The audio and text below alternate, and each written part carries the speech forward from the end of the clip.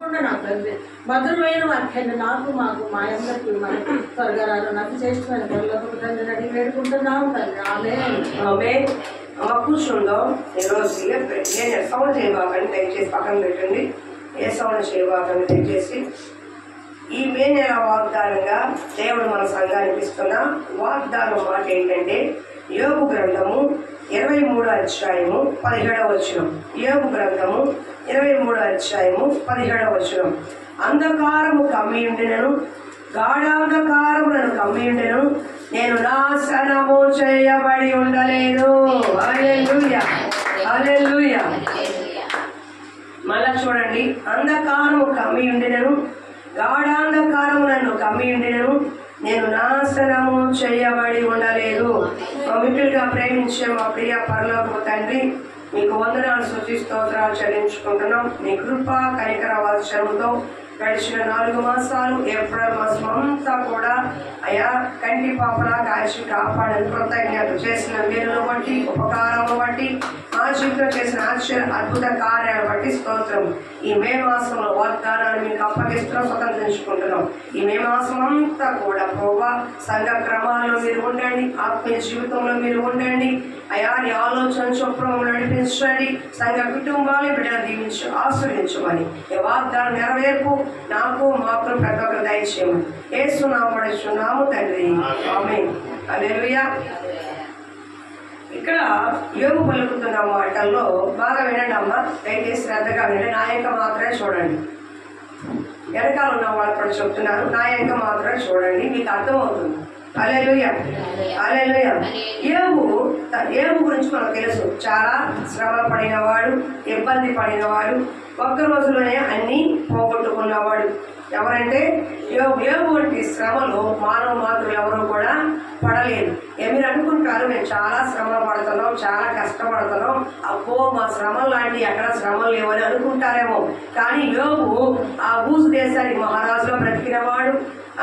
అతను ఆ దేశంలోనే ధనవంతుడు, గొప్పవాడు, భాగ్యవంతుడు, అధిక పశువులు కలిగిన వాడు. ఒక మాట చెప్పాలంటే ఆ దేశానికి మహారాజు లాంటి వాడు. అలాంటి వ్యక్తి ఒక్క రోజునే మరి దేవుడికి సాతానికి ఉన్నటువంటి ఆ సవాల్లో యోబు లాంటి భక్తులను చూసావా అని కాస్త అతిశయంగా చెప్పారు. కొంతమంది తండ్రులు పిల్లలు చూసి అతిశయపడతారు. నా కొడుకు లాంటి కొడుకు ఎవరికి ఉన్నాడు, నా కొడుకుని చూసావా, ఆడంత కష్టపడి చదువుతాడో, ఆడంత మంచివాడో, ఆడంత ప్రయోజకుడో, ఆయనకి ఏ అలవాట్లు లేవు, ఈ కాలం పిల్లల్లా కాదు, నా కొడుకంటే కొడుకే అన్నట్టు కాస్త పిల్లలను బట్టి అతిశయపడే అమ్మా నాన్న పడి లోకంలో ఉంటారు. మంచిదే, వాళ్ళ పరిస్థితిని బట్టి తల్లిదండ్రులు బట్టి అతిశయపడటం తప్పేమి కాదు. అలాగే దేవుడు కూడా మనల్ని బట్టి అతిశయపడాలి. ఎవరిని బట్టి? నీ భక్తిని బట్టి. యోబుని బట్టి అతిశయపడాలంటే యోబు చెడుతనాన్ని అసహించుకున్నాడు, యథార్థవంతుడిగా, దేవుడి పట్ల భయభక్తులు కలిగిన వాడిగా, యథార్థవంతుడిగా, చెడుతనాన్ని అసహించుకున్నవాడిగా, అన్ని రకాలుగా దేవుడికి ఇష్టడిగా బ్రతికిన వాడు యోబు. అర్థమవుతుందా? ప్రార్థనాపరుడు, భయభక్తులు కలిగిన వాడు, నీతి కలిగిన వాడు, యథార్థత కలిగిన వాడు, భావం అంటకుండా బ్రతికిన వాడు యోబు. మరి అలాంటి భక్తి పరుడంటే దేవుడికి ఎంత సంతోషం. అర్థమవుతుందా? దేవుడు ఎప్పుడు మనం చూసి అతిశయపడతారు, ఎప్పుడు నిన్ను చూసి నా కొడుకు, నా కుమార్తె అని చెప్పుకుంటారు.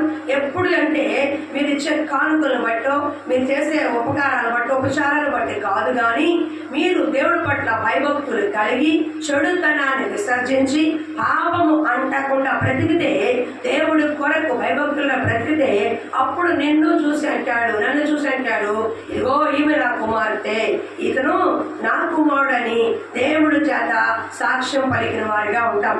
యోబు సాక్షాత్తు మనుషుల చేత కాదు, దేవుడి చేత సాక్ష్యం పొందినవాడు. యోబు లాంటి వాడు ఉన్నాడా?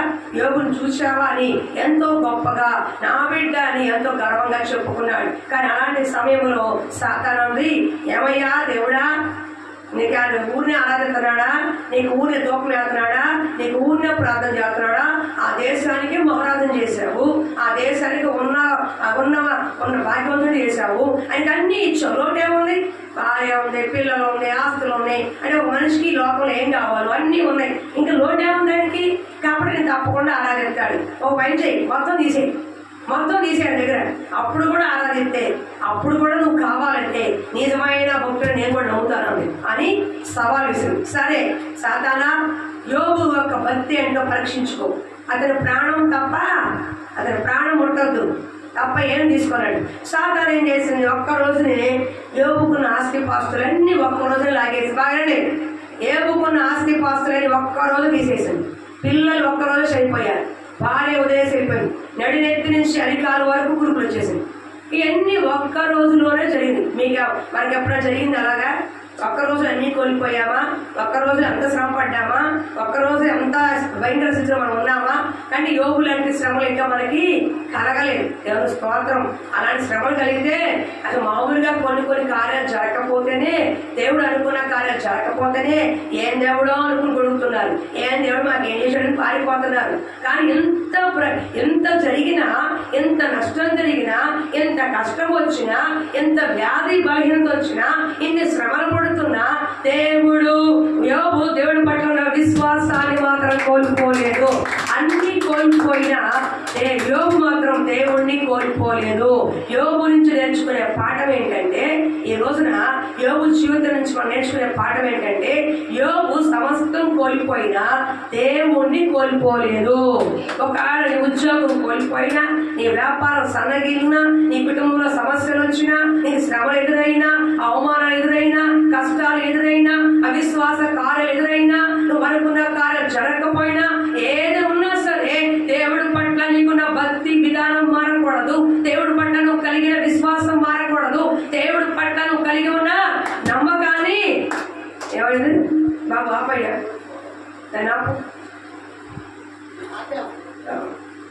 చెప్పండి. అర్థమవుతుందా? ఆ విశ్వాసాన్ని కోల్పోకూడదు. అందుకే శివరాత్రికి ఏమైంది, అన్ని పరీక్షించిన తర్వాత సాతాను ఓడిపోయింది. బాబు సరిగ్గా నా ఎదురు చూసింది. నేను క్వశ్చన్స్ అడిగినా నాకు చెప్పాలి. అది నేను గొంతు బాగా పెయిన్ గా ఉంది నాకు, అయినా చెప్తున్నారంటే శ్రమపడి 2-4 రోజులు సిద్ధపడితే నాకు ఈ వాక్యం దేవుడు ఇచ్చాడు. ఏం చెప్పాలి ప్రభావ, నేను అడుగుకుంటే దేవుడి దగ్గర కళ్ళు మూసుకుని ధ్యానిస్తే ఈ మాట నాకు చెప్పాడు. నేను ప్రయాసం మీకు చెప్తున్నా, దయచేసి మీ ఆశీర్వాదం చెప్తున్నా. కన్ను తిప్పకుండా, మనసు పెట్టకుండా, ఒళ్ళు దగ్గర పెట్టుకుని చాలా జాగ్రత్తగా ఉండండి. ఎందుకంటే వాగ్దానం మీ కుటుంబాల్లో నెరవేర్పు జరగాలి. నెరవేర్పు జరగాలంటే వాక్యం వినాలి. విన్న వాక్యాన్ని మీరు పాటించాలి. అర్థమవుతుందా? సరిగ్గా కూర్చొని జాగ్రత్తగా వాక్యం వినండి. హల్లెలూయా. ఈ వాక్యం మీ జీవితాల్లో హృదయంలో ముద్ర వేసుకోవాలి. వాగ్దానం ఎక్కడ వేసుకోవాలి? హృదయంలో ముద్ర వేసుకోవాలి. అయితే యోగు నుంచి నేర్చుకోవాల్సిన పాఠం అది. టోటల్గా చెప్పాలంటే ఒకే ఒక మాట, అది ఎన్ని కష్ట నష్టాలు శ్రమల మధ్య వచ్చినా దేవుణ్ణి విడిచిపెట్టలేదు. నీ జీవితంలో కూడా శ్రమలు వచ్చాయి, కష్టం వచ్చింది, నేను మాత్రం కష్టపడుతున్నాను అని ఫీల్ అవ్వకుండా నీకంటే అధికమైన శ్రమలు, నీకంటే ఘోరమైన శ్రమలు యోగు పడ్డాడు. కాబట్టి యోగుని తలుచుకుని యోగు లాంటి శ్రమలు నాకు ఉన్నాయా, యోగు లాంటి కష్టాలు నాకు ఉన్నాయా, ఆయనతో పోల్చుకుంటే నా శ్రమ ఏ పాటిది, ఆయనతో పోల్చుకుంటే నా కష్టం ఏ పాటిది, ఆయన పడిన శ్రమల్లో నేనే పాటివాడిని, ఆయన దేవుడు తోడుగా లేడా, యోగును వదిలేశాడా, యోగు 200 ఆశీర్వాదం ఇవ్వలేదా, కష్టపెట్టినా నష్టపెట్టినా చివరాఖరి గెలిచింది యోగే కదా. యోగు దేవుడి పట్ల విశ్వాసే కదా. నన్ను కూడా దేవుడు తీస్తాడు, నన్ను కూడా దేవుడు పరీక్షిస్తున్నాడు, నన్ను కూడా దేవుడు లేవనిస్తాడు. ఈ శ్రమ ఎంతకాలం, ఈ కష్టం ఎంతకాలం, ఈ బాధ ఎంతకాలం, క్షణం మాత్రం పోయే వీటి కోసం నేనెందుకు దేవుడు వదులుకోవాలి? అర్థమవుతుందా? దేవుడు దగ్గర ఉన్నామనుకోమ్మా, ఇవాళ కాక రేపైనా కష్టం తిరుగుతుంది. అలానే పారిపోయామనుకో, కష్టం వెంబడి కష్టము, శ్రమ వెంబడి శ్రమను ఎదుర్కొంటూ వస్తాయి. అమ్మా మా అమ్మగారు నా ఇంకా చూడండి, లేచి ఇక్కడ కూర్చోలేదు, కింద కూర్చో అమ్మా, కింద కూర్చోబెట్టమ్మా, మాట్లాడు బాబాయ్, కింద కూర్చో, కాళ్ళు చాపుని కింద కూర్చో. నేను మాట్లాడతాను ముందుకురా. చక్కగా షాపు పెద్దవాడు కదా, కాళ్ళు ఫ్రీగా షాపుని కూర్చో, ఏం పర్వాలేదు. అవి వినండి. ఇప్పుడు వాగ్దానానికి వెళ్తాను. ఇక్కడ ఏమంటున్నాడు, అందుకనే అంధకారము కమ్మి ఉండేనను, గాఢాంధకారం కమ్మి ఉండేను, నేను నాశనము చేయబడలేదు. నేను ఈ మాట చదివినప్పుడు ఒకంత ఆలోచించింది, మీకు కూడా ఆలోచన రావాలి. ఆయన ఏమంటున్నాడు, ఇన్ని కష్టాల్లో ఉండి నేను నాశనము చేయబడలేదు. ఇంకేం నాశనం రా బాబు, మనమైతే ఏమంటాం, ఏమయ్యా యోగు ఇంకేం నాశనం కావాలయ్యా, ఆ శివాయే పిల్లలు పాయే, పరపతి పాయే, గౌరవ మర్యాదలు పాయే, అన్ని పోయి నీ పెళ్ళం పోయే, వదిలేసి వెళ్ళిపోయే. ఇన్ని పోయినా కూడా ఇంకా నాకు నష్టం కాదు, నాశపడే నష్టం, నాకు ఇంకా నష్టం కాగలేదు, నేను ఇంకా నశించలేదు అని చెప్తున్నావు ఏంటి? నాకు అసలు ఏమీ అర్థం కావట్లేదు. ఇంతకన్నా నష్టం ఏం జరగాలి నీకు? ఒక మనిషికి ఆస్తి పోయిందంటే నష్టం కాదా? పిల్లలు పోతే నష్టం కాదా? భార్య వదిలేసి వెళ్ళిపోతే నష్టం కాదా? రోగం వస్తే నష్టం కాదా? ఇవన్నీ మరి నష్టాలేమో. కానీ యోబు అంటాడు ఆత్మ సంబంధమైన మనో నేత్రాలను చూసి యోబు అంటున్నాడు, ఎందుకంటే ఈ లోకంలో ఉన్న ప్రతిది ఏది కోల్పోయినా పర్వాలేదు కానీ నా దేవుణ్ణి నేను కోల్పోలేదు కాబట్టి నేను నాశనము చేయబడలేదు. ఈ మొట్టమొదటిగా బాగా వినండి, ఏదైనా కష్టం వచ్చినా, శ్రమలు వచ్చినా, ఎన్ని విరోధమైన కార్యాలు వచ్చినా నేను నాశనము చేయబడలేదు అని విశ్వాసమైన పలుకుతున్నాడు యోబు. నీకు కొంచెం జరగకపోతే, మనకి కొంచెం ఏదైనా అనుకుని జరగకపోతే, అనుకున్న కాలం జరగకపోతే ఎంత బాధపడతామో, ఎంత వ్యధ పడతామో, ఎంత ఆయాసపడతామో, మందిరాలు మానేస్తాం, ప్రార్థన చేయడం మానేస్తాం, దేవుడి మీద అలుగుతాం. కానీ అన్ని కోల్పోయిన యోబు ఈ దేవుడి పట్ల విశ్వాసాన్ని కోల్పోరా. మొట్టమొదటిగా యోబు ద్వారా నేర్చుకునే 3 కార్యాలు ఈ వాగ్దాన రూపంలో అంటున్నాడు.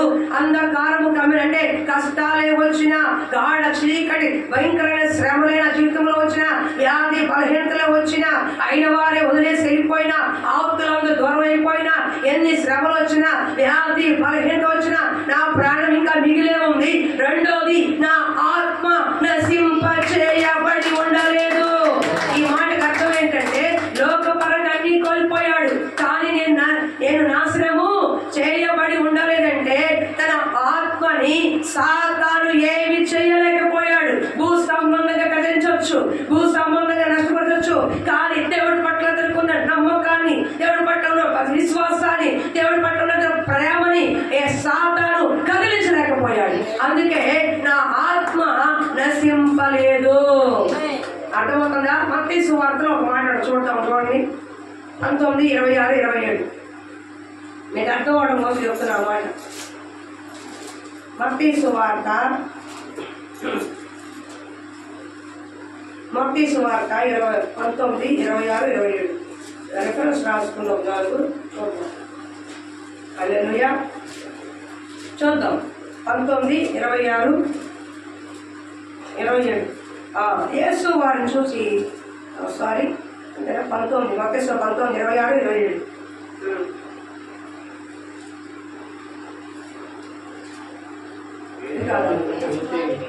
కీర్తన 16 పత్తియమ్మా.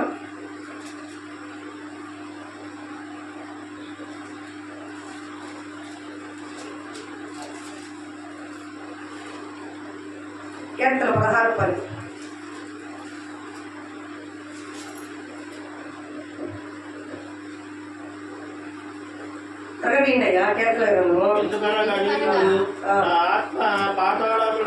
కుళ్ళు పట్టనీరు. హల్లెలూయా. యోబుకున్న ధైర్యం ఏంటంటే నా శరీరం కుసించిపోయినా, నా శరీరం మట్టిలో కలిసిపోయినా నా ఆత్మ కుళ్ళు పట్టదు. ఎందుకంటే నాకు ఆత్మ దయచేసింది ఎవరు? దేవుడు. నా ఆత్మ ఎక్కడికి వెళ్తుంది? మన్నయింది, తిరిగి మట్టిలో కలిసిపోతుంది. శరీరం మట్టి కాబట్టి మట్టిలో కలిసిపోతుంది, కానీ నా ఆత్మ దయచేసిన దేవుడి దగ్గరికి వెళ్ళిపోతుంది. కాబట్టి శరీరాన్ని చంపే వాటికి భయపడకుండా ఆత్మను చంపే దేవుడికి నేను భయపడాలి కదా. లేదండి, ప్రవీణ్ కుమార్ గారిని శరీరంతో చంపారు, కానీ ఆయన బతుకున్నప్పుడు చేసిన బోధ కంటే చనిపోయిన తర్వాత లక్షలాది మంది ప్రమాదం చేశాడు ఆయన. అంటే లక్షలాది మంది హృదయాలు ఆయన బ్రతికే ఉన్నాడు. ఆయన శరీరం భూస్థాపితమైంది, శరీరం కుళ్ళు పట్టుండొచ్చు, కానీ ఆత్మ కుళ్ళు పట్టలేదు, ఆత్మని నశింప చేయలేదు. అతను రగిలించి ఉజ్జీవాన్ని ఎవరు ఆర్పలేదు. అర్థమవుతుందా? ఆయన శరీరాన్ని చంపగలిగారేమో, కానీ దేవుడి పట్ల ఉన్న భయాన్ని, భక్తిని, యథార్థతని, నీతిని, ఆయన పట్ల ఉన్న ప్రేమని ఎవరు కూడా చంపలేరు. అర్థమవుతుందా? అందుకే నేను నాశనము చేయబడి ఉండలేదు. నీకు ఈ జీవితంలో ఏది కోల్పోయినా నీ భక్తి విధానాన్ని కోల్పోకంటే నీ ఆత్మకి కుళ్ళు పట్టకూడదు. నీ శరీరానికి ఏమైనా జరగవచ్చు, లోకపరంగా ఏమైనా సరికూర్చు, ఏమైనా రావచ్చు, కానీ నీ ఆత్మకి కుళ్ళు పట్టే కార్యాలు రాకూడదు. అర్థమవుతుంది. అందుకనే యోబు అంటున్నాడు, ఏదో నాకు కష్టం వచ్చింది, శ్రమ వచ్చింది, బాధ వచ్చింది, నింద వచ్చింది, అవమానం వచ్చింది, ఎగతాళిగా ఉన్నాను, అపహాస్యంగా ఉన్నాను, అందరూ నన్ను చూసి చెదరించుకుంటున్నారు, అయినా కూడా నేను నాశనము చేయబడి ఉండాలి. ఎందుకంటే శరీరంగా కోల్పోయినామో, లోకపరంగా కోల్పోయినామో, కానీ జీవంగా దేవుని ఆత్మని ఎవరు నశింప చేయలేరు, నాలో ఉన్న పరిశుద్ధాత్మని ఎవరు నశింప చేయలేరు అని ఒక విశ్వాసమైన పలుకుతున్నాడు. యోగు నుంచి నేర్చుకోవాల్సింది అది పోయింది, ఇది పోయింది, ఇది రాలేదు, అది రాలేదు, ఆ పథకం రాలేదు, ఈ పథకం రాలేదు, ఇట్లా ఉంది, అట్లా ఉంది, ఇలాంటి కకృతి పనులు చేయవాలి. వద్ద తీసుకునే పడే వస్తే తీసుకో, లేదా అరవాలి దేవుడు స్తోత్రం అని చెప్పి పక్కన పడి, అంతేగాని దానికోసం ఏడు చేసి దానికోసం ఉన్నేసి దేవుడి మీద ఆయాసపడే పరిస్థితి తెచ్చుకోబాక. అర్థమవుతుందా? ఈ ఆత్మ దేవుడు ఎవరు భయపడాలి? శరీరాన్ని చంపే వాటి కోసం కాదు, ఆత్మని నరకంలో పాడేసే దేవుడికి భయపడాలి. ఎవరికి భయపడాల్సింది? శరీరాన్ని కొడతారా, శరీరాన్ని చంపేస్తారా, పోతే పోని ఒకరోజుతో పోతాం, కానీ ఆత్మని నిత్య నరకంలో పడేసే దేవుడికి భయపడాలి. దేహాన్ని చంపే మనుషులకు కాదు భయపడాల్సింది, ఆత్మని గుళ్ళు పట్టి నరకంలో పడేసే దేవుడికి మనం భయపడాలి కదా అని యోగు తెలుసుకున్నాడు. కాబట్టి ఈ లోకంలో ఏమయ్యా యోగు అన్ని కోల్పోయాం, పర్వాలేదులేండి, ఈ బాగా వదిలేసిపోయింది, పర్వాలేదులేండి, పిల్లలు పోయారు, పర్వాలేదండి, యెహోవా ఇచ్చాడు, యెహోవా తీసుకున్నాడు, మళ్ళా దేవుడి చిత్తమైతే నాకు వస్తాయి. మరి ఏమయ్యా పరిస్థితి? ఏది కోల్పోయినా దేవుడి పట్ల నాకున్న ప్రేమ కోల్పోలేదు, విశ్వాసాన్ని కోల్పోలేదు. క్రీస్తు ప్రేమ నుండి ఎవరు కూడా నేను ఎడబాబులేరయ్యా.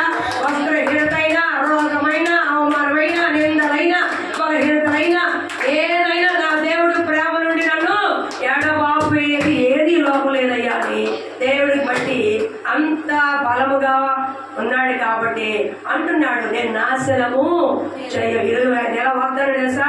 నీ కష్ట నష్టాలు, ఇరుకు ఇబ్బందులు ఉన్నప్పటికీ కూడా నీ ఆత్మని దేవుడు నశింపచేయడు. నీ భక్తి జీవితం సాతాను ముట్టలేడు. దేవుడి పట్ల నువ్వు అచంచల ఎవరి పట్ల అందరికీ నేను చెప్పేది, యోగు లాంటి భక్తి పరులు, యోగు లాంటి యథార్థవంతులు, యోగు లాంటి నీతి పరులు దేవులాగా చెడుతనాన్ని అసహించుకుని దేవుని హత్తుకుని ఏ భక్తులైతే మందిరంలో ఉంటారో, ఈ సంఘంలో కానీ ఏ సంఘంలో కానీ ఒకటే లెక్క, దేవుడికి ఇష్టకరంగా బతికే భక్తులు ఎవరు ఉంటారో, లోకము లోక కార్యాలు ఆశపడకుండా దేవుడు కావాలి, దేవుడే మాకు అన్నింటిలో ప్రథమని ఎవరు నిలబడతారో వారి జీవితాలు ఎటువంటి కష్ట నష్టాలు వచ్చినా సరే వాళ్ళు భయపడరు, తొడకరు, బెడకరు. ఎందుకంటే ఈ లోకములో ఉన్నదంతా కూడా ఈ లోకములనే మయమైపోతాయి, కానీ వెంట వచ్చేది ఆత్మ కాబట్టి, జీవము గల దేవుని ఆత్మ కాబట్టి దాన్ని పోగొట్టుకోవడానికి ఏ భక్తుడు కూడా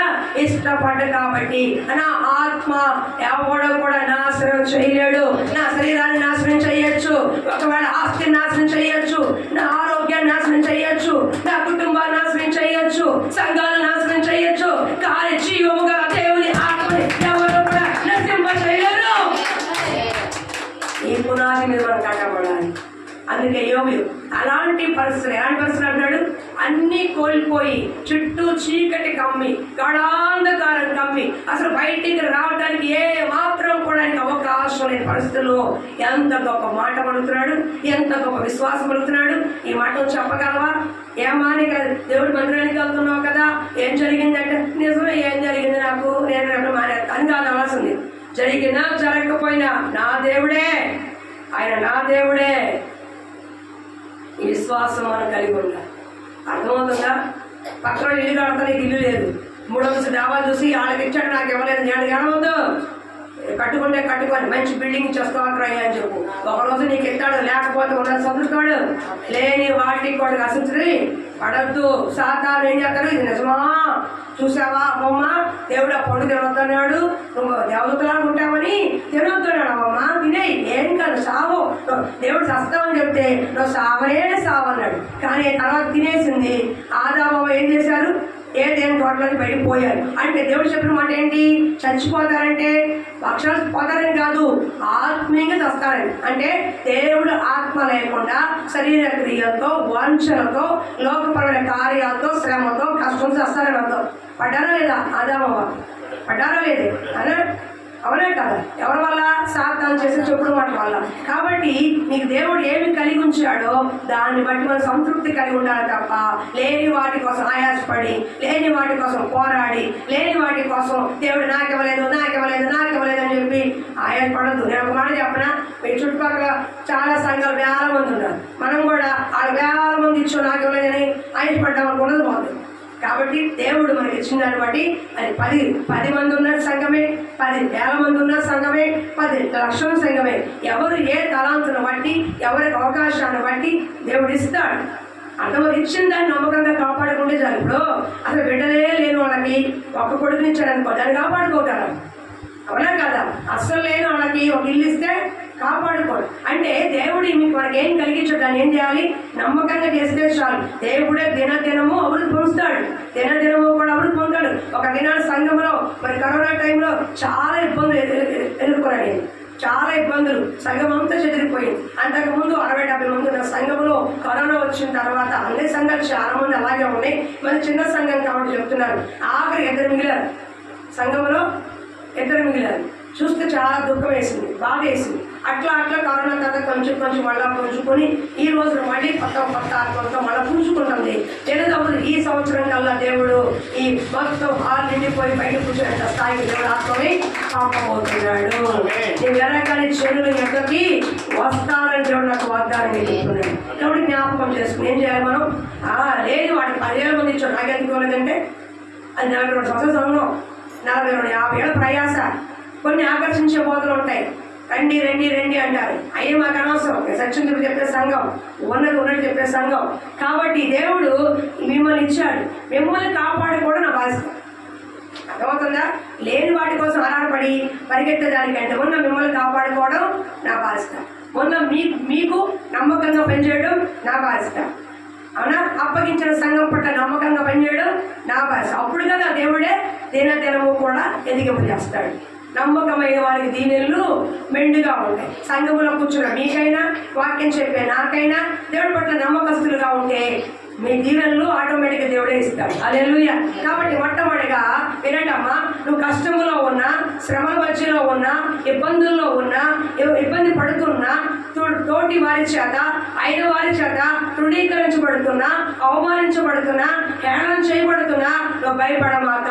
యోబు కూడా ఎంతకంటే అధికంగా శ్రమ పొందాడు, కానీ యోబు మన స్పల్లాగా సడగలేదు, గొడగలేదు. ఏమంటున్నాడు? ఏ శ్రమలు కష్టాలు వచ్చినా నా ఆత్మ మాత్రం దేవుడు నశింప చేయలేదయ్యా. నా ఆత్మ దేవుడి యందు ఇంకా బలముగా ఉంది. నా శరీరం కుళ్ళిపోవచ్చు, నా ఆస్తి పోవచ్చు, నా భార్య వదిలే వెళ్ళవచ్చు, కానీ దేవుడి పట్ల నాకున్న ప్రేమ, విశ్వాసం, నమ్మకం, పరిశుద్ధాత్మని ఎవడు కూడా నా నుండి దూరం చేయలేడు. జీవము గల దేవుని ఆత్మ నాతో ఉండి నా పోతే దేవుడితో ఉండదు. ఇది క్రైస్తవులకు పునాదిగా ఉండాలి. పునాది అంటే ఏంటి? నీ జీవితంలో, నీ భక్తిలో క్రీస్తు నీకు పునాది ఉండాలి. ఈ ఇంటికి సరిగ్గా పునాదులకు ఏమైపోతుంది? పడిపోతుంది. నీ భక్తి జీవితంలో ఎవరై ఉండాలి? పునాది క్రీస్తు అయి ఉండాలి. అంటే నీ భక్తి కింద ఫౌండేషన్ దేవుని వాక్యమై ఉండాలి. వాక్యం మీద కట్టబడినప్పుడు అర్థమవుతుందా? అప్పుడు బలంగా ఉంటావు. అంతేగా ఆశీర్వాదం మీద కట్టబడినప్పుడు, అద్భుతాల మీద కట్టబడినప్పుడు, స్వస్థత మీద కట్టబడినప్పుడు గాలి వాన శ్రమ వస్తే ఏం అయిపోతుంది? ఇల్లు కూలిపోద్ది. నీ భక్తి కూడా పైన చూస్తే ఏమైపోద్ది? కూలిపోద్ది. కానీ యోబు ఎందుకు నిలబడ్డాడు అంత బలంగా? దేవుడిని చూచాడు కాబట్టి, దేవుడు ఏంటో ఎరిగి ఉన్నాడు కాబట్టి, నేను శోధించబడిన పిమ్మట సువర్ణ వలె మారతానని నా దేవుడు ఏంటో నాకు తెలుసు, నేనేంటో నా దేవుడికి తెలుసు, నా భక్తి ఏంటో తెలుసు, నా జీవితం ఏంటో తెలుసు. ఈ రోజు దేవుడిని పరీక్షిస్తున్నాడు, ఈ రోజు బాధ పెడుతున్నాడు, ఈ రోజు నేను ఇబ్బంది పెడుతున్నాడు, కానీ ఒక దినాన సువర్ణ వలె మారతాను. అంటే శుద్ధ సువర్ణ వలె, ఏ మట్టి మలినం ఏమీ లేకుండా శుద్ధ సువర్ణం ఎలా ఉండదో నన్ను దేవుడు అభినందిస్తున్నాడు. 42 అధ్యాయం వచ్చేవాడికి శుద్ధ సువర్ణం లాగా 2 అంతుల ఆశీర్వాదంతో పోగొట్టుకున్న ఆస్తి ఇచ్చాడు, పోగొట్టుకున్న ఐశ్వర్యం ఇచ్చాడు, పోగొట్టుకున్నటువంటి తన ప్రతి బిడ్డలు ఇచ్చాడు, పిల్లలు ఇచ్చాడు, కోల్పోయిన భార్య వచ్చింది, దూరమైన బంధువులు వచ్చారు, తప్పుగా అర్థం చేసిన క్షమాపణ అడిగారు, సమస్తం అంతకంటే ఎక్కువే పొందుకున్నారు యోబు. కాబట్టి భక్తి జీవితంలో పరీక్షలు వస్తాయి. దాన్ని ఏం చేయాలి? ఎదుర్కోవాలి. అంతేగాని పరీక్షలు పారిపోయావనుకో నీ విజయము కనపడదు, నీ జయము. ఉదాహరణకి 10th చివరి దాకా వచ్చాడు, ఇంకా నెలలో ఎగ్జామ్స్, ఆడు పారిపోయాడు అనుకో 10th అవ్వదు కదా. కష్టమో నష్టమో ఎదుర్కోవాలి, అవునా? కష్టమో నష్టమో ఈ ఎగ్జామ్ పాస్ అయితేనే భవిష్యత్తు, ఈ ఎగ్జామ్ పాస్ అయితేనే నా ఉద్యోగం నా వ్యాపారం ముందుందని చెప్పి ఎదుర్కొని నిబ్బరంతో కష్టపడి చదివి పాస్ అయితే ముందుకు వెళ్తాడు. అమ్మో ఎగ్జామ్ అంటారు, నేను చదవలేదు, నాకు ఏది గుర్తుంటలేదు, ఈ ఎగ్జామ్ నేను రాయనని చెప్పి 11 మాసాలు చదివి 12వ మాసం ఎగ్జామ్లో పారిపోయాడనుకో జీవిత కాలం కెంతాడు దాటలేడు, వాడు భవిష్యత్తు వాడే నాశనం చేసుకోవడం అవుతుంది. అంతేనా? అట్లాగే ఇవాళన్న శ్రమ రేపు ఉండదు, ఇవాళన్న కష్టం రేపు ఉండదు, రేపున్న కష్టం ఎల్లుండి ఉండదు. మానవ జీవితంలో జీవించినంత కాలం ఏదో ఒక బాధ, ఏదో ఒక కష్టం, ఏదో ఒక నష్టం, ఏదో ఒక ప్రాబ్లం వస్తుంది, రాదని చెప్పలా. కానీ దేవుడు నీకు తోడే ఉండడం వల్ల ఆ సమస్యను జయిస్తావు. అర్థమైందయ్యా? మొట్టమొదటిగా నీ ఆత్మని దేవుడు నశింపచేయడు. ఎప్పుడు? నువ్వు భక్తి బలంగా చేసినప్పుడు. ఏది కోల్పోయినా దేవుడిని కోల్పోకుండా యథార్థమైన భక్తి చేసినప్పుడు పరిశుద్ధుని యొక్క ఆత్మ కుళ్ళు పట్టనేవాడు దేవుడు.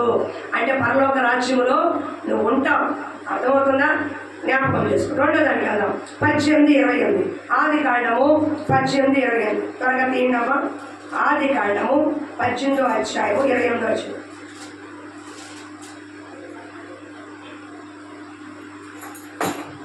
18:28 50 మంది నీతిమంతులు ఉన్న 50 మంది నీతిమంతులు ఒకవేళ 5 తక్కువైతే ఆ పట్టణమందు నాశనం చేయదువా అని అడిగాడు. అందుకైన అక్కడ 45 మగురు నాకు కనబడేలా నాశనము చేయను. ఇక్కడ చూడండి 23 అప్పుడు అబ్రహాము సమీపించి దుష్టులతో కూడా నీతిమంతులు నాశనం చేయదువా? ఆ పట్టణంలో ఒకవేళ 50 మంది నీతిమంతులు ఎలా దానిలో నుండి 50 మంది దానిలో ఉన్న 50 మంది నీతిమంతుల నిమిత్తము ఆ స్థలము నాశనం చేయక కాయవా అంటున్నాడు. అమ్మ వినండి, త్వరగా ముందుకు వెళ్తున్నాను, మీకు అర్థం చెప్తాను. రెండవది, నిన్ను నీ కుటుంబాన్ని నాశనము కానివ్వడు. మొట్టమొదటిగా నీ ఆత్మని నశింపచేయడు. బాగా వినండి అమ్మా. లోకంలో ఒకవేళ ఏది కోల్పోయినా నీ ఆత్మ శివంతో ఉంటది, అది పరలోకంకి వెళ్ళేది. కాబట్టి నీ భక్తి విధానాన్ని బట్టి, దేవుడి పట్ల నీకున్న విశ్వాసాన్ని బట్టి లోకంలో ఏది కోల్పోయినా దేవుడి పట్ల నీకున్న భక్తి ఎలా కోల్పోతే నీ ఆత్మని దేవుడు నశింప చేయకుండా పరలోక రాజ్యంలో తనతో తీసుకెళ్తాడు. అర్థమవుతుందా? మొట్టమొదటి ఏంటి? నీ ఆత్మని నశింప చేయడు. రెండోది, నిన్ను నీ కుటుంబాన్ని నశింప చేయడు. ఇక్కడ జరిగిన సమయం ఏంటంటే చెప్పుకుంటే వెళ్తా కాదు, ఇక్కడ సండే స్కూల్ వచ్చడానికి టైం అవుతుంది కాబట్టి ఇక్కడ సొదొమ గొమొర్రా యొక్క పాపం అయిననే సొదొమ గొమొర్రా యొక్క పాపము భయంకరంగా తయారైంది. అక్కడ దుష్టులు చిన్న పిల్లల మొదలుకొని వృద్ధుల వరకు భయంకరమైన పాపంలో పడిపోయారు, భయంకరంగా పాపం చేస్తున్నారు. దేవుడికి ఇక భయం, దేవుడే భరించలేనంత పాపం జరిగిపోతుంది అక్కడ. అంత ఘోరం జరుగుతున్నప్పుడు అబ్రహాము ఎవరన్నాడంటే సొదొమ గొమొర్రాని నాశనం చేయాలనుకుంటున్నాను అబ్రహాం అని చెప్పాడు. చెప్తే అబ్రహాం ఒక ఎంత బాధపడ్డాడు. ఎందుకని? సొదొమ గొమొర్రా పోతే పోయింది, పాపాత్ములున్న పట్టణము, భయంకరమైన పట్టణము, శిక్ష మనం పడాలి, తప్పు చేశాడు కాబట్టి. కానీ ఆ పట్టణములో నీతిమంతుడైన లోతు ఉన్నాడు, తన తమ్ముడైన లోతు ఉన్నాడు. కాబట్టి వాళ్ళతో పాటు కూడా తన కుటుంబము, భార్య బిడ్డలు నశించిపోతారు. కాబట్టి అయ్యా వాళ్ళు పాపం చేశారు, తప్పు చేసి ఇప్పుడంటే క్షమాపణ, అప్పుడు వెంటనే శిక్ష తప్పు చేస్తే. అర్థమవుతుందా? కాబట్టి అప్పుడు కూడా దేవుడు కొన్ని సంవత్సరాలు నోవాహు కాలంలో జలప్రళయం వస్తే నోవాహు 120 సంవత్సరాలు చెప్పాడు. వెంటనే జలప్రళయం రాలా, 120 ఏళ్ళు అయ్యా జలప్రళయం వస్తుంది, మీరు రక్షణ పొందుకోండి, దేవుడు ఈ లోకాన్ని ముంచేస్తానంటే వర్షం చొక్కే రాలేదు, ఎప్పుడు వర్షం కూడా పడలేదు, జలప్రళయం వస్తుందంట. ఏం చెప్తున్నాడా నోవాహు? మరి డబ్బాలు కొడుతున్నాడా, మరి సొల్లేస్తున్నాడా, మరి అని ఎంత హేళన చేశారో, ఎంత అవమానపరిచారో. దేవుడు సువార్త దేవుడు శిలువ సువార్త ఎవరికి? నశించు వారికి వెర్రితనం, కానీ రక్షించబడు వారికి అదే రక్షణ.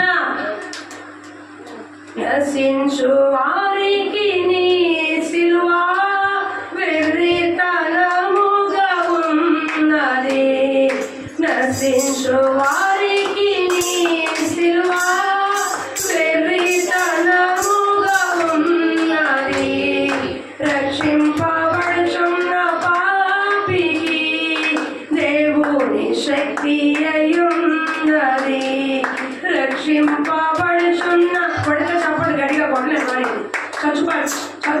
చప్పట్లు కొట్టవాలి. కొడితే గట్టి కొట్టను అందరూ కలిసి. రక్షింపబడుతున్న పాపికి దేవుని శక్తి అయున్నది. నీ రక్తమే నన్ను స్వీకరించు, నీ రక్తమే నా భారము. అర్థమవుతుందా? నశించు వారికి దేవుని సువార్త వెర్రితనం. ఈ లోకంలో దేవుడు సువార్త ప్రకటిస్తుంటే వెర్రితనంగా, అపహాస్యంగా, విరోధముగా, మాకు మంచి చెప్తుంటే కూడా వెర్రితనంగా చూస్తున్నారు. మాకు మంచి తెలుసులేవయ్య అంటున్నారు. ఏది మంచి? బైబిల్ పరిశుద్ధ గ్రంథము చెడు ప్రవర్తన నుంచి, చెడ్డ కార్యాల నుంచి, చెడు వ్యసనాల నుంచి విడిపించబడిన ఏకైక గ్రంథం భూలోకంలో ఉందంటే పరిశుద్ధ గ్రంథం మాత్రమే. బైబిల్ చదివిన వ్యక్తి, బైబిల్ సారము చేసిన వ్యక్తి, దేవుడు ఎరిగిన వ్యక్తి తమ చెడ్డ కార్యాలని, చెడు ధనాన్ని, వ్యసనాన్ని వదిలేసి ఒక మంచి ప్రవర్తనతో మంచిగా దేవుడిని వెంబడిస్తుంటే ఈ లోకానికి సిలువ సువార్త వెరితనంగా ఉంది. కానీ రక్షింపబడుతున్న పాపకి దేవుని శక్తిగా మారింది. హల్లెలూయా, హల్లెలూయా. ఆనాడంతే ఈనాడంతే నోవహు దినాల్లో ఉన్నట్టు అయిపోయింది.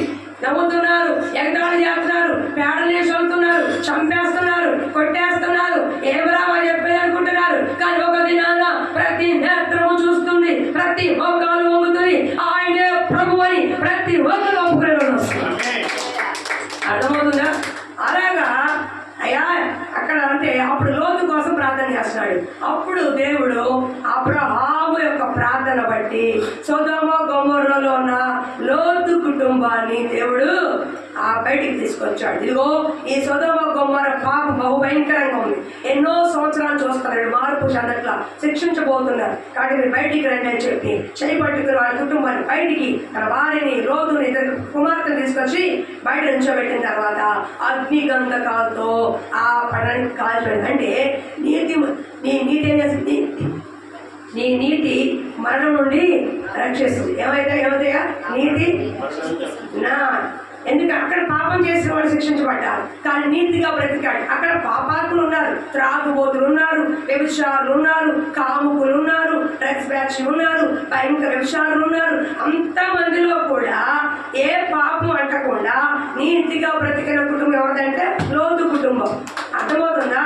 చాలా మంది చెప్పేది ఏంటంటే సార్, వాడి వల్ల చెడిపోయాను, వీడి వల్ల చెడిపోయాను, నా ఫ్రెండ్ తీసుకెళ్తే బార్కి వెళ్ళాను, అక్కడికి వెళ్తే ఎలా వెళ్ళానని ఏదో సాకులు చెప్తారు. మనిషిని తాగొచ్చుగా పోతే అడిగితే ఆడ మందితో తాగాడు, తీసుకెళ్తే ప్యాక్ ఆడుతున్నాడు, తీసుకెళ్తే ఏదో చేస్తున్నాడు, తీసుకెళ్తే డ్రెస్ ఏదో అంటారు, నవ్వుతారు ఏంటి వెళ్ళి కయ్యా కుక్కలు తింటున్నాడు అడవాడి గడ్డి. మరి ఆడితే తింటున్నాడు, ఈడితే తింటున్నాడు కదా, వాడు ఇంత పాయిజన్ తాగేసి దగ్గర వెళ్ళిపోదు. అంతే కదమ్మా, వాడు ఏమిస్తే తింటున్నావు కదా, గుట్కాయ తింటున్నావు, మందితే తాగుతున్నావు, తీసుకెళ్తే ఎక్కడ సరసాలు చేసుకుంటున్నావు, ఆడితో పాటు పాపలు దొరుకుతున్నావు. అదేమంటే నా ఫ్రెండ్ వల్ల చెడిపోయాను, వాడి వల్ల చెడిపోయాను, వీడి వల్ల చెడిపోయాను అంటున్నావే. కానీ ఎవరు చెడిపోయి నేను అదే విషయం తాగుతావా?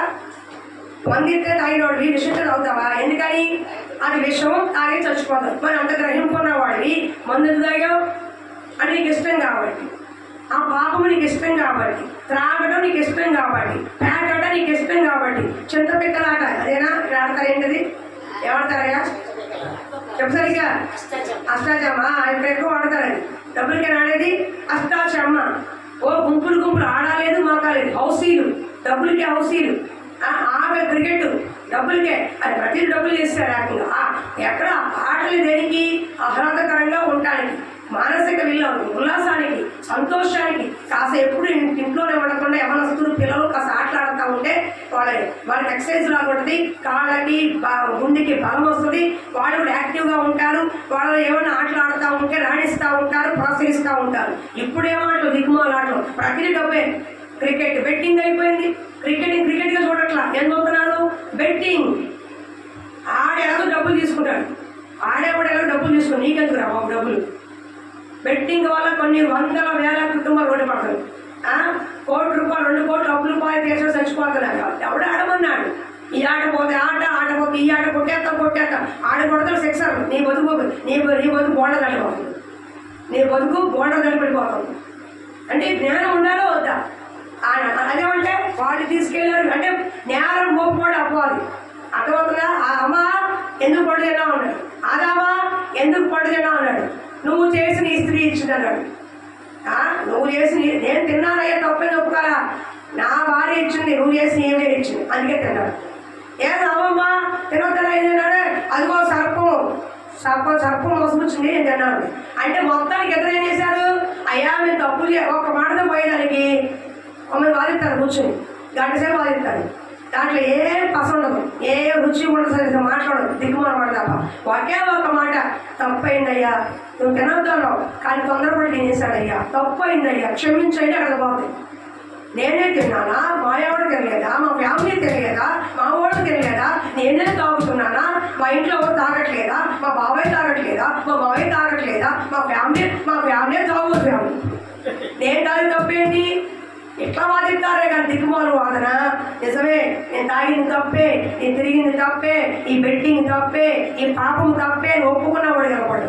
ఎంతసేపు పక్కనవాడి మీద, పెళ్ళం మీద, తల్లి మీద, ఫ్రెండ్ మీద, బంధువుల మీద. నేను ఆ ఊరు వెళ్ళాను అనుకోకుండా సంక్రాంతికి ఏం లేదు, ఎవరు చూద్దామని అట్లా వెళ్ళా అంతే. అక్కడ కోడి పందాలు వేస్తున్నారు, ఒరే నువ్వు కూడా కట్రా బెట్టింగ్ అన్నారు, నేను కూడా 10,000 కట్ట తీసుకెళ్ళి పెట్టాను. పోయింది, డబ్బులు పోయినాయి, ఆడి వల్లే పోయింది. నేను ఎలా అనుకున్నా వెళ్ళా కానీ డబ్బులు పోయింది. నేను ఎవరు దిగమన్నాడు? నీకు అర్థమవుతుందా?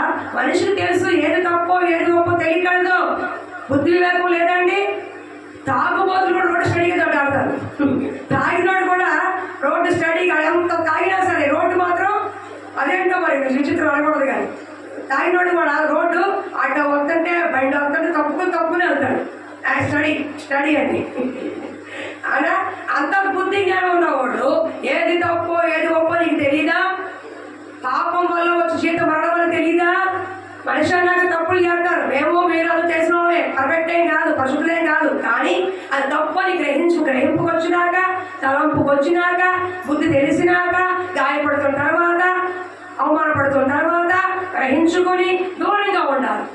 పాపానికి దూరంగా ఉండి ఏసేపులకు దూరంగా పారిపోవాలి. అప్పుడు మన నీతి మరణం నుండి రక్షిస్తుంది. అంతేగాని అందరూ చేస్తున్నారు నేను చేస్తానంటే నీ పాపము నిన్ను పట్టుకుంటది. నీ పాపం వల్ల నువ్వు నష్టపోతావు, నీ పాపం వల్ల నీ కుటుంబం నష్టపోతుంది, నీ పాపం వల్ల నువ్వు చచ్చిపోతావు, ఒక రోజు చస్తావు, ఒక రోజు. అర్థమవుతుందా? కాబట్టి ఏం చేయాలి మనం? పాపానికి దూరంగా ఉండాలి. అర్థమవుతుందా? ఇక్కడ లో చేసింది అదే. అక్కడ ఒక మాట చూడండి, మొదలైన మాట పేతురు 2 Pétero 2:7. పేతురు గ్రంథం 2 Pétero 2:7 నేను చదువుతానండి. చాలా మధురమైన మాట, ముఖ్యమైన మాట ఉంది. లోతు ఎందుకు లోతుని దేవుడు రక్షించాడో అక్కడ ఎవరైతే చెప్తున్నాడు చూడండి. అమ్మ వినండి. 2 Pétero 2:7. దుర్మార్గుల కామ వికారం నిలబడిచాక బహు బాధపడిన నీతిమంతులకు లోతును తప్పించాను. ఆ నీతిమంతుడు వారు వచ్చిన కాపురం నుండి తాను చూచిన వాటిని బట్టి వినిన వాటిని బట్టి వారి అక్రమ క్రియ విషయంలో దినము నీతిగా తన మనసును నొప్పించుకుని వచ్చాడు. హల్లెలూయా. ఇది నీతిమంతుడు చేసే పని. భక్తి అర్థమవుతుందా? తప్పు చేస్తే భార్య సమర్థిస్తారు, మా ఆయన తాగుతున్నాడా ఇంకెవరు తాగట్లేదా అంటారు. మా అబ్బాయే తిరుగుతున్నాడా ఇంకెవరు తిరగట్లేదా, మా అమ్మాయే తిరుగుతుందా ఇంకెవరు సమర్థిస్తున్నారు. సమర్థింపు తప్పు ఎంత తప్పు, సమర్థన కూడా అంతే తప్పు. తప్పు చెడు ఎంత తప్పు, ఎరకేసినాడు అంతే తప్పు, వాడు ఇంకా జీవితం పాడవుతాడు. ఇక్కడ ఏం జరుగుతుంది?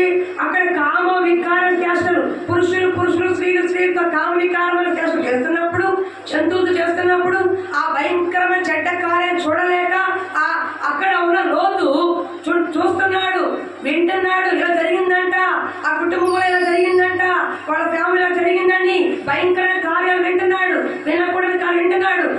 దినము కూడా వాళ్ళు చేసే కార్యాలను బట్టి, చూస్తున్న వాటిని బట్టి, పాపాన్ని బట్టి, చిన్న వయసు చెడిపోతున్న పిల్లలు బట్టి, ఎవరు ప్రయోజన డ్రగ్స్ ను బట్టి, కుటుంబాలు పాడు చేసుకుంటూ అక్రమ సంబంధాలను ఫ్యామిలీని బట్టి దినము చూస్తూ వింటున్న లోతు మనసు బాధపడిపోతుంది, నొచ్చుకుంటుంది.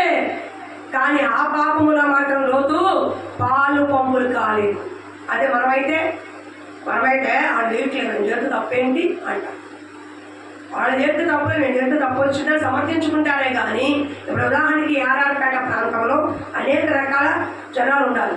అంతేగా వాడితో మనం ఏం చేస్తామో వాడు తింటలేదా, వాడు తాగట్లేదా, వాడు తీసుకోవట్లేదా, అమ్మాయి తిరగట్లేదా, మేమేం చెప్తున్నామో అని అంటారు ఇక్కడ చాలా మంది. నేనన్నా కూడా. కానీ నీతివంతుడైన వాడు, దేవుడు భయభక్తులు కలిగిన వాడు చెడుతనాన్ని ఆశ్రయించుకుంటాడు. అదేంటా దేవుడు నీతిని ప్రేమించాడు, దుర్నీతిని ద్వేషించాడు. చెడ్డ వారి పక్కన ఉండదు, చెడిపోయిన వారి పక్కన ఉండదు, చెడ్డ కార్యాలు చేసే వారి పక్కన నిల్చోవద్దు. దేవుడు పాపని క్షమించాడు, పాపాన్ని కాదు. అర్థమవుతుందా? పాపం వేరు, పాపం వేరు. వాడు అలవాట్లో ఉన్నాయి కదా, నేను వాడు మారుతాడు వెళ్తే ఇంకోటి ఊళ్ళు అవుతున్నాడు. అర్థమవుతుందా? అదో తాగుబోతు దగ్గరికి నేను మారుతాను నేను కూడా కూర్చోడాడు రారా చూద్దామని. అలా అవుతుంది. నీకు భక్తి లేదు, ప్రార్థన లేదు, నువ్వేం మారుతావు? నీతి అంటే ఏంటి? నీతి అంటే ఏంటి? చెడుతనానికి దూరంగా ఉంటాం. వాళ్ళు పిలుస్తున్నారు, రా రా అని పిలుస్తున్నారు, నేను రానంటున్నాడు. రా తాగుదా ఉంటున్నాడు, నేను రానంటున్నాడు. రా తిరుగుదా ఉంటాడు, నేను రానంటున్నాడు.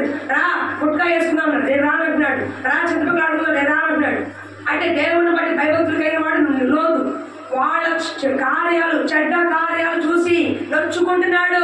ఏం బ్రతుకురాయి, ఎంత భయంకరంగా ఉన్నారేంటి, ఎంత పాపములో ఉన్నారేంటి, ఎంత ఎలాగా భయంకరంగా జీవిస్తున్నారేంటి, అయ్యో దేవుని ఉగ్రత వీళ్ళకి వస్తుంది కదా అని దేవుడు నోరీపతులను లోతు తనని తన కుటుంబాన్ని కాపాడుకుంటూ ఆ పాపములో బ్రతకకుండా, ఆ పాపాలతో సహవాసం చేయకుండా, ఆ పాప క్రియలో పాల్పొందకుండా తనకు తానుగా తన కుటుంబాన్ని ఆ పరిణామం మొత్తంలో కాపాడుకున్న ఏకైక కుటుంబం ఒక లోతు కుటుంబమే.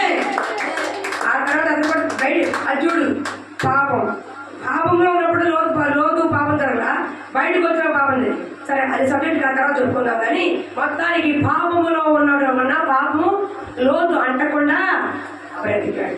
నువ్వు ఎక్కడ ఉన్నావు ముఖ్యం కాదు. వ్యభిచార గృహాల మధ్యలో ఉన్నా పాపము అంటకుండా బ్రతికితే నీతి. తాగుబోతుల మధ్యలో నువ్వు ఉన్నా తాగకుండా ఉండటమే నీతి. అర్థమవుతుందా?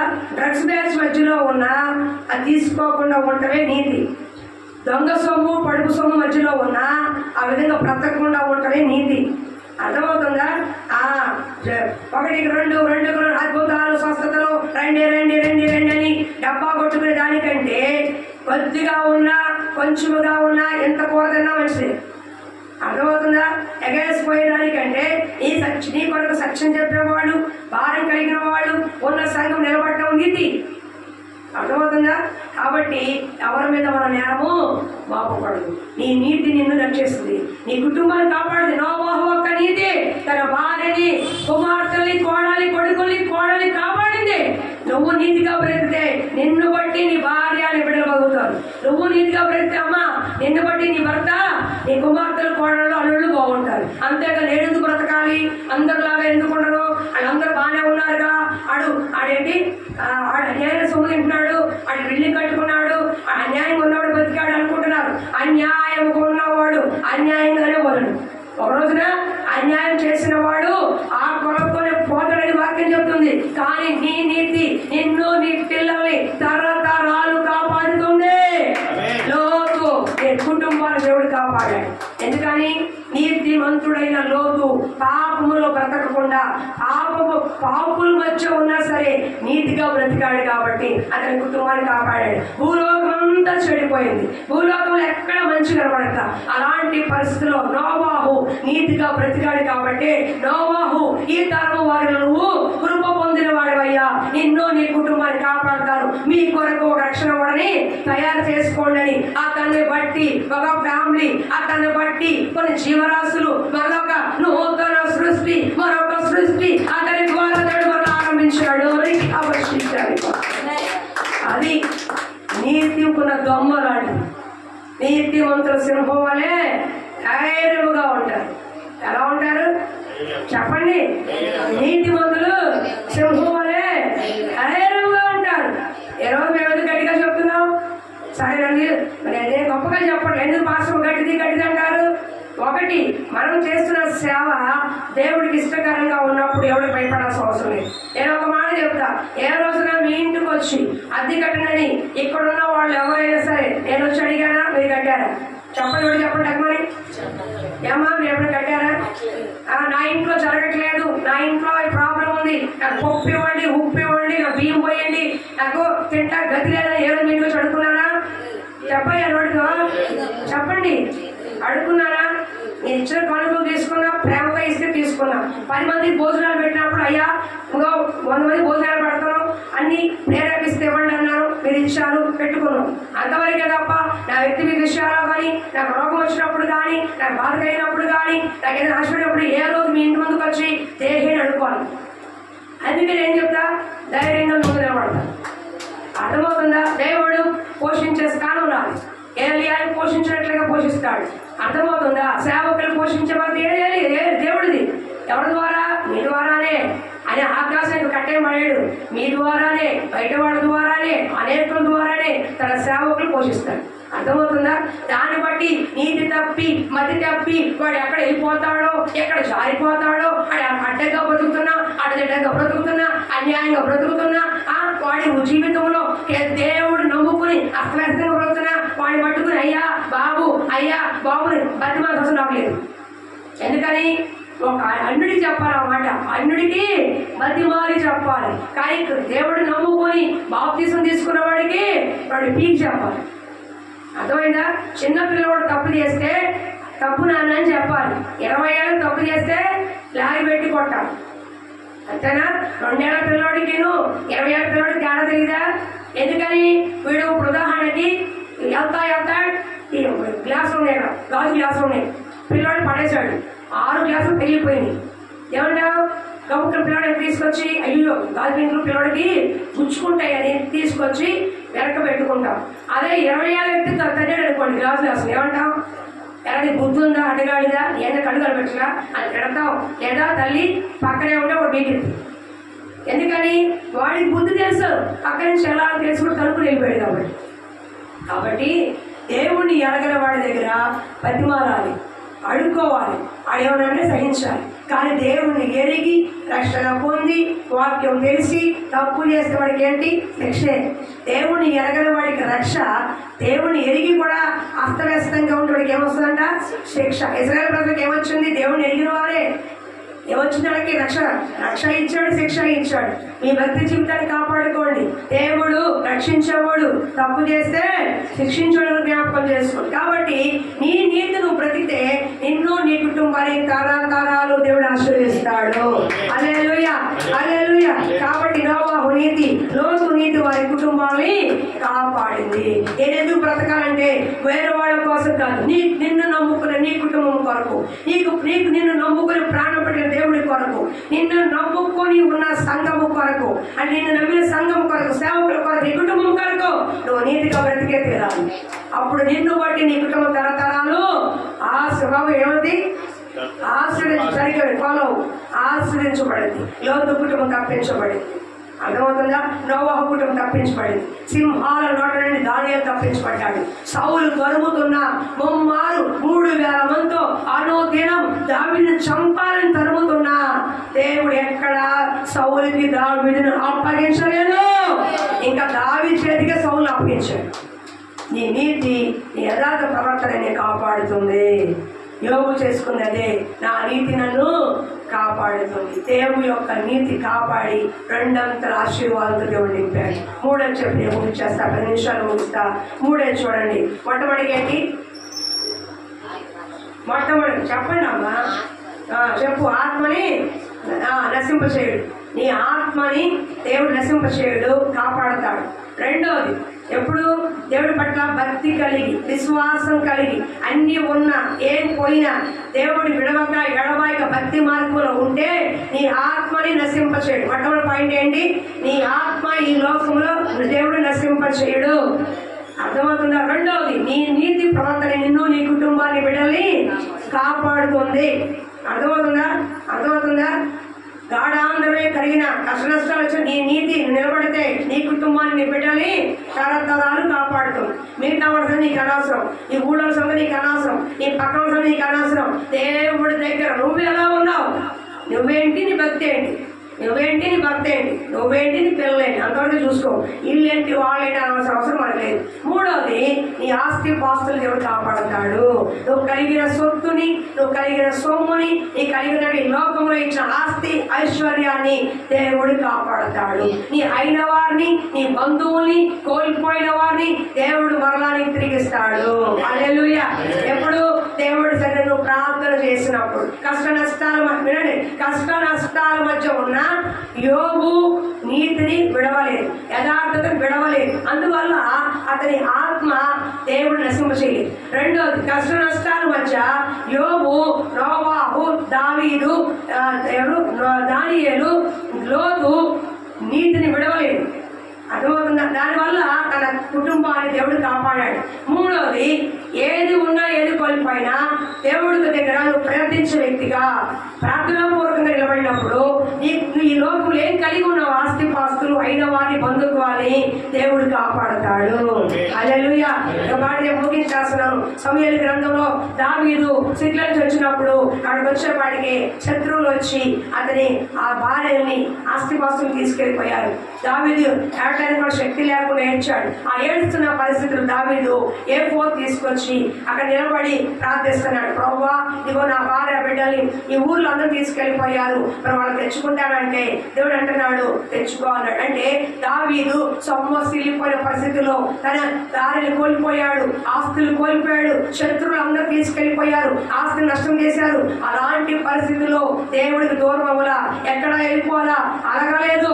దేవుడు ప్రార్థన చేస్తాడు. ప్రభువా, ఇదిగో నేను ఇది కోల్పోయాను, నా ఆస్తి కోల్పోయాను, నా అయిన వారిని కోల్పోయాను, నా బంధువుని కోల్పోయాను, నన్ను నమ్ముకున్న వారిని కోల్పోయాను, తిరిగి నాకు ఇస్తావా అని ప్రార్థించాడు. నీకు ఇష్టం తెచ్చుకోపో అన్నాడు. వెళ్ళాడు, యుద్ధం చేశాడు. తిరిగి తన భార్యల్ని, అంటే తన భార్యని, ఇరుగు పొరుగు ఉన్న వాళ్ళ 400 మంది భార్యల్ని, పిల్లల్ని, సొమ్ముని కాకుండా శత్రువుల సొమ్మును కూడా తెచ్చుకున్నాడు. పడబడా కష్టపడ. హల్లెలూయా.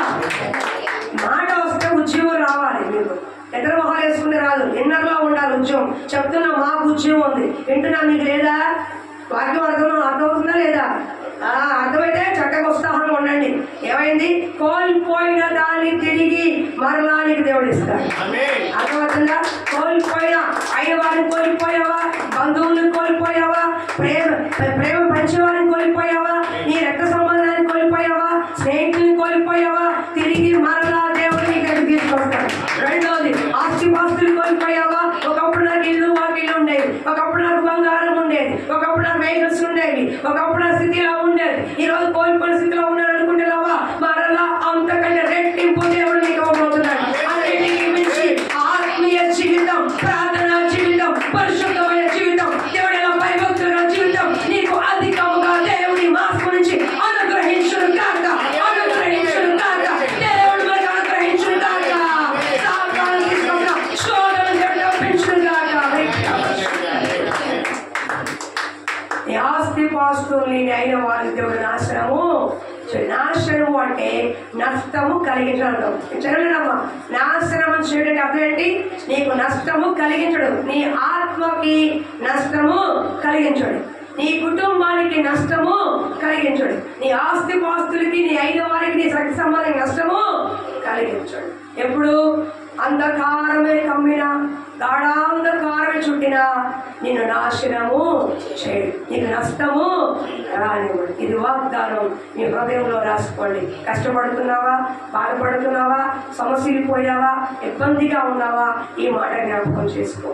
ఈ పరిస్థితుల్లో దేవుడు నన్ను నష్టము చేయడు. ఈ రోజుకి బాధపడుతున్నా, రేపు నాదే, ఎల్లుండి నాది, నెల నాదే. నిశ్చయముగా నా జీవితాన్ని దేవుడు నష్టం వాటిల్లకుండా అన్ని విషయాల్లో కాపాడి నిన్ను, నీ కుటుంబాన్ని, సంఘాన్ని, నన్ను ఈ ఒక ఆరాడపడ్డ ప్రాంతాన్ని, విజయవాడ పట్టణాన్ని అభివృద్ధి పొందించును గాక. మరి పాకిస్తాన్ యుద్ధం జరుగుతుంది, మరి ఆ యుద్ధం కొరకు ప్రార్థన చేయండి. ఇంకా ఎక్కడ యుద్ధాలు జరిగితే వాటి కొరకు ప్రార్థన చేయండి.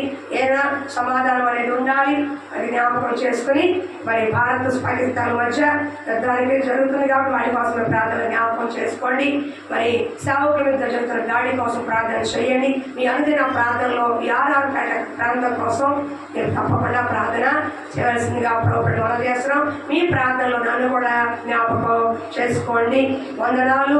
ప్రార్థన చేసుకుందాం. ఇచ్చిన వాగ్దానం బట్టి దేవుడు చెప్పటం దేవుడు ఇప్పుడు చెప్పండి.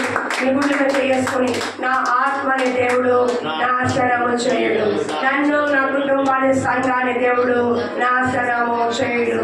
ఇగో నేను పొందుకున్న ప్రతిదీ కూడా దేవుడు నాశనము చేయడు, నష్టము రానివ్వడు, కష్టము రానివ్వడు. ఎందుకంటే నేను దేవుని యందు భయభక్తులు కలిగిన జీవితము కలిగి ఉంటాను, కలిగి ఉన్నాను. హల్లెలూయా. నా జీవితంలో నాకు దేవుడు ఉంటే చాలు, సమస్తము ఉన్నట్టే. ఎన్ని